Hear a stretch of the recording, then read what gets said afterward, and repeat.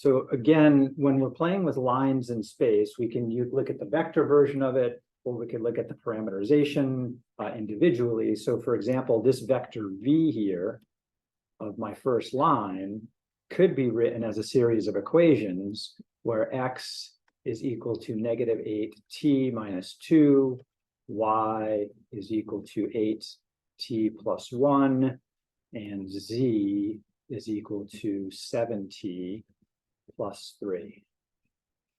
Right, so that would be another way of describing this vector version of v with those three parameterizations. That's what the vector implies. Similarly, there's one for w. Now we know that there is no unique representation of a line. We just need a vector pointing in the right direction and any point on the line, and that'll allow us to trace it out. Now, a problem with these parameterizations is that the parameter t determines what point we're at. And so there's no guarantee that the t for one vector will be kind of lining up with the t for the other vector. So if two lines intersect, we can't guarantee that their parameters are going to match up at the point. So what that means is, for example, let's look at vector w here. Another way to express vector w. And notice they're using the parameter u instead of t, and that's important because they're two, even if we called them both t, they're not the same t. So for example, for w, x would be negative 3u minus 2, y would be negative 4u plus 1, and z would be negative 7u plus 3. Since we can't rely on the parameters matching when they have a common point, when the lines intersect, we have to set them equal to each other and we get a system of equations. So setting these equal to each other, if the lines intersect, then this x value has to be equal to that x value for some values of u and t. We just got to figure out what they are.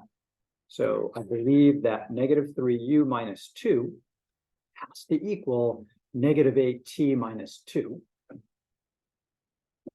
I believe that negative 4u plus 1 has to equal 8t plus 1.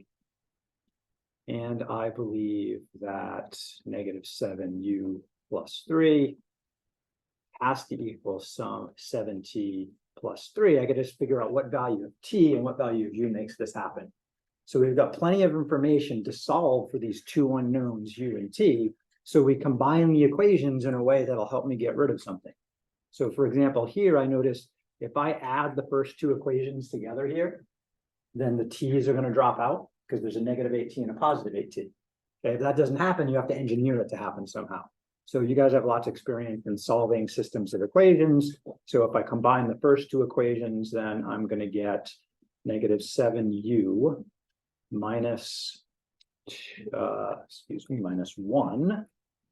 And then here the t's disappear and I get negative 2 plus 1, which is going to be another negative 1.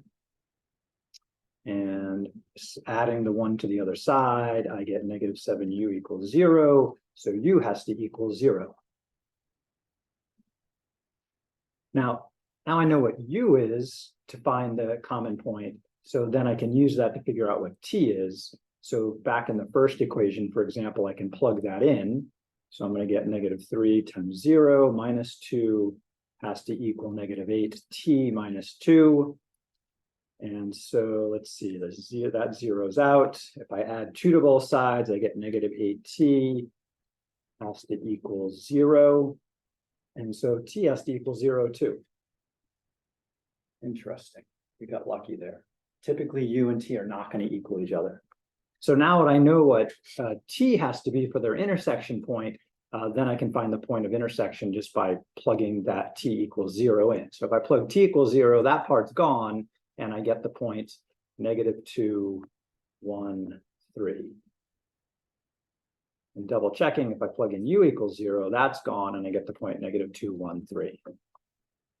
So in this one here, we got lucky that it was 0 for both of them, but that's not usually going to happen. The version I did of this earlier, they were both non-zero, and I had to plug in and figure out what the intersection point is.